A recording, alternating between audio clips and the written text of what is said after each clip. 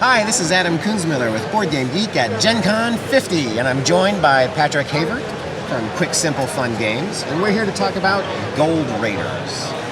So, what's going on with Gold Raiders? Gold Raiders is a game set in like Indiana Jones time for the theme, where you're trying to be the first one to race to get to the temple and find the artifact. Okay. So how that happens is we have 6 basic card types.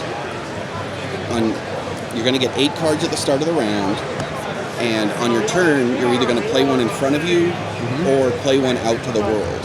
Now, if you look at the cards, all the ones that have this symbol in the corner are ones that you play into a pile in front of you. The ones with the arrow means that you play them into the discard pile and they get an additional action. Okay.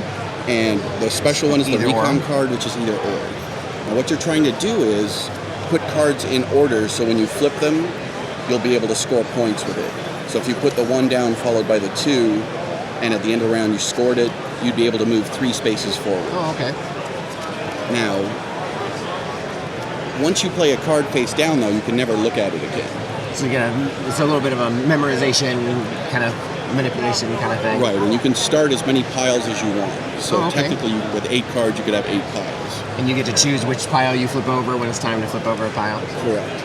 Now, one thing that sets that back is Bandits. If Bandits is in a pile, no matter what positive thing happens, the Bandits actually make you go backwards on the trail. So they cancel all the positives and just become negatives. Do they make you move backwards in any way relevant to what else is in the stack, or is it always the same amount? It's the number of bandits that makes you move back, so it's relative to that. Now, there's a card called Steal, in which you take a pile from somebody else, and you can either start it as a new pile in yours, or put it on top of one of yours. So I could just load a bunch of bandits in a pile and pretend like I'm really interested in turning it over and hope they grab the bait? Yep. Now, the only way you can look at a pile, whether yours or somebody else's, is with the recon card.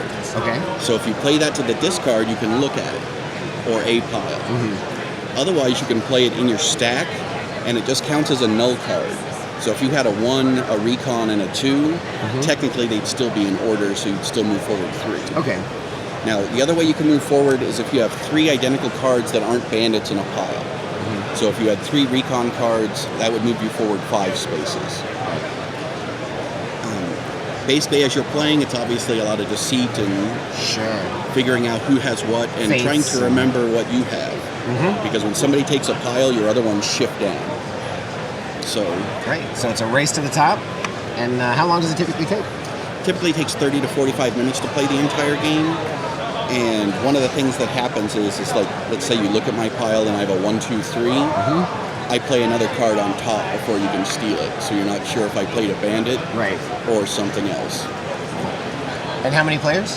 You can play up to 6, and one of the players that you can play as is the Vicious Monkey. Vicious Monkey. Awesome. And is this available now, coming soon? It's actually going to be available September 6th. We had it here at Gen Con, but September 6th is when it'll be out for release in the world. All right. Well, thank you, Patrick, for talking to us about Gold Raiders. Great, thank you.